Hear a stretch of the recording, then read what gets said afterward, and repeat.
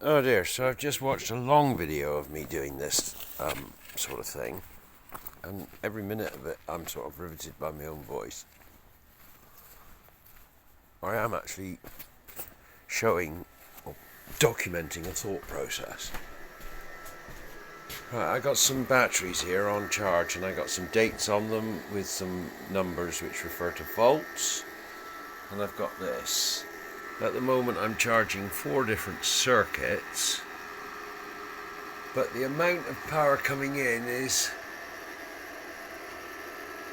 on the PV is 232 watts, 9 amps. So I'm spreading 9 amps over 5 batteries. If I turn off 1, 2, 3 circuits, I'm now spreading 9 amps across these batteries. They're all on charge. Of course, what I actually wanted to do for before I start that process is turn them all off. Does everybody see what I just did? Turn off the charge circuit to this group of 5 batteries. Let them relax. Use that meter and a pen, which you should have here. There's one. I doubt if that pen works. Yes, it does. Perfect. Switch that to volts and get ready with those probes and do a recording of the date today and the voltage. Now this device is telling me I'm charging at 9 amps, not just those batteries, but all these batteries down here as well. And this device over this side is charging all these batteries. Now this is a learning process for me, but it is also a survival process for me. And I've been very busy on it, because I want to build out here with some more batteries like this, and because it's a work in progress.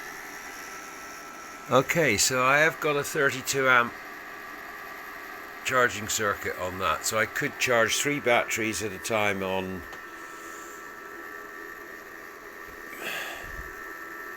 I need to strengthen that up. That needs to be really 60 amps, doesn't it? Because you need to be able to direct the entire output of that machine into these few batteries on a grade A. I can't spread the charge from this machine. I shouldn't be spreading the charge from this machine over so many batteries. It takes too long for it to come up to usable power. That's a conclusion from 4 weeks' work. So now I'm stepping back onto this side and saying I got 7 batteries and there's one in a state of disrepair here. And I'm supposed to be putting that into usefulness in order to go back into that space.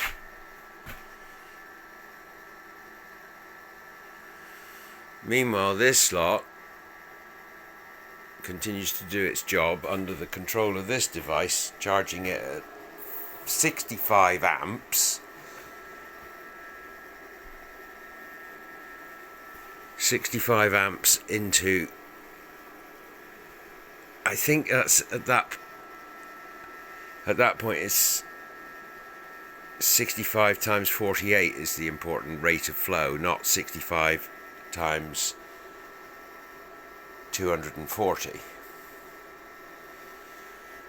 because that would put that into a different, so 65 amps into 6 batteries, 10 amps per battery. That has always felt about right.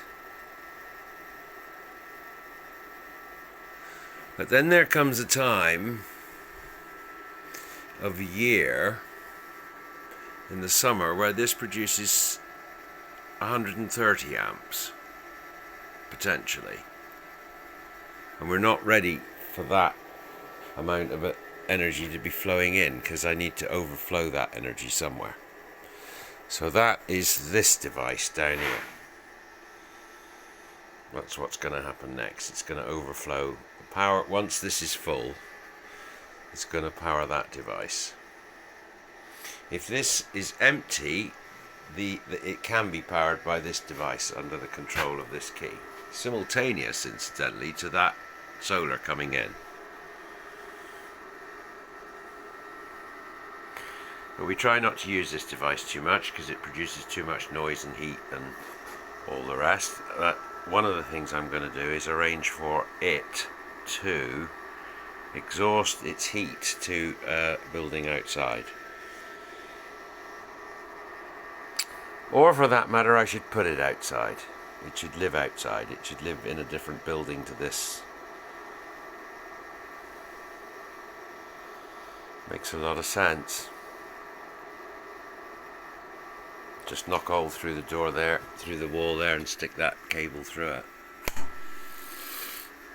It should just go straight outside, wouldn't it?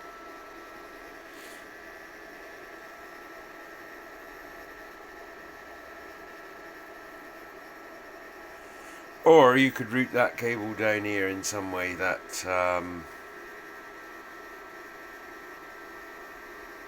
see, what I cannot do is put a plug on the end of that. I got to put a socket on the end of this wire. A socket, not a plug, because this pushes always this way.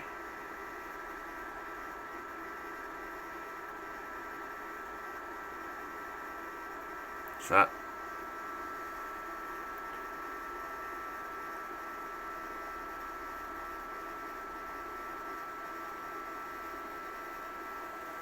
I'm happy that that circuit from the generator is under trip switch control. You see what I mean? So if I overload this wire, or if it was to attempt to overload this wire, because this device can call for more energy than this generator will produce, and under those conditions the generator begins to stall, stops producing its amps,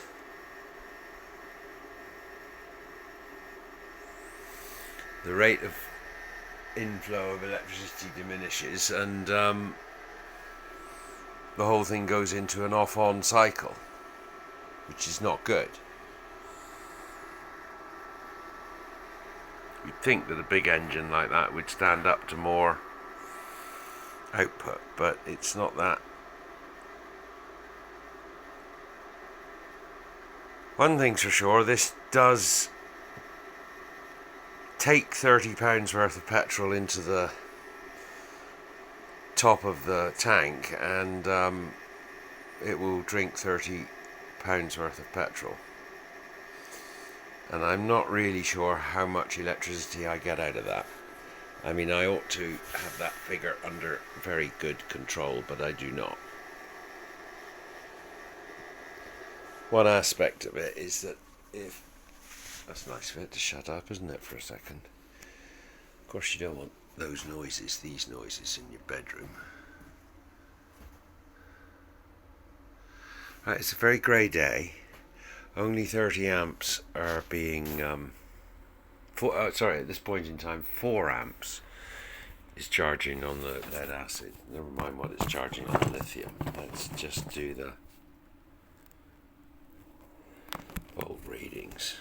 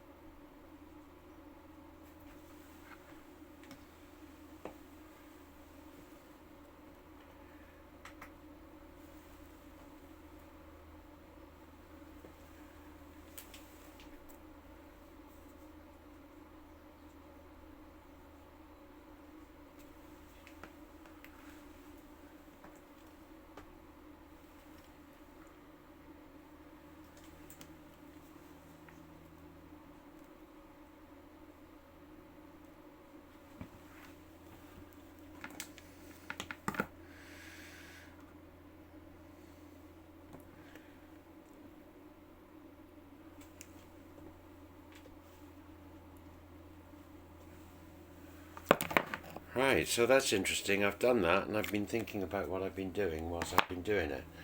Right, I'm now switching all 4 amps on the solar to charge just the 5 batteries that I have just taken the voltage readings of. Alright, here are the voltage readings of these batteries today. Has gone down. Incidentally, has not been under charge because it's not part of a completed circuit, so forgivable. And then all I can say about this battery is it's at a higher charge today than it was last time I measured it. It's at a higher charge today by the same amount. 7 to 11 is 4/100ths of a volt. 5/100ths of a volt. 3/100ths of a volt higher. 7/100ths of a volt higher. So to all intents and purposes, these batteries are in the same state of charge now today as they were when they were last measured. Now I could also demonstrate now, having recorded several different voltages, the fact that when I measure them now they will have higher voltages, because I've now put them under charge with 4 amp charge distributed across 4 batteries. Is that correct? Yes, it is. I'll tell you some readings.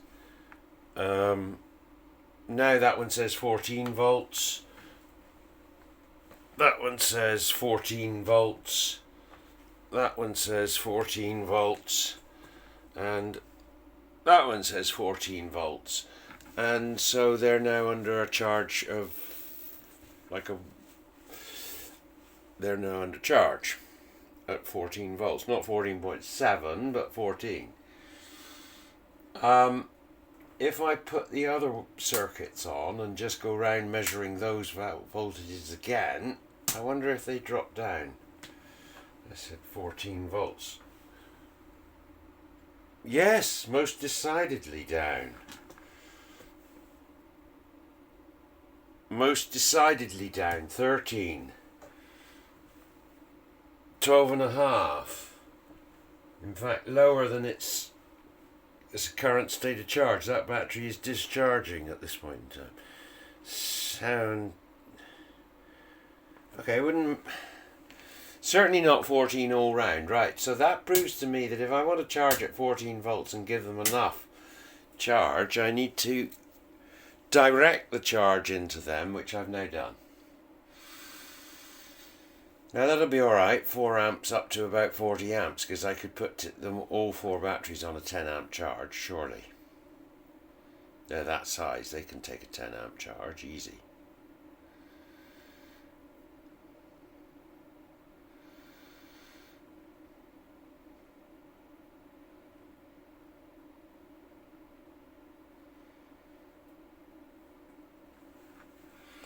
I wonder if you're still recording. You're still recording 15 minutes. Crikey, that's a long enough video. Anyway.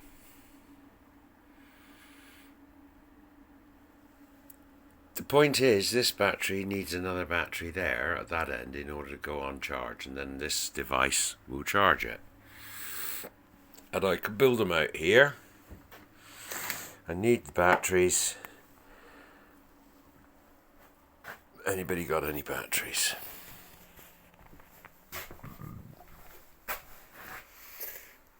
I need the batteries. Anybody got any batteries?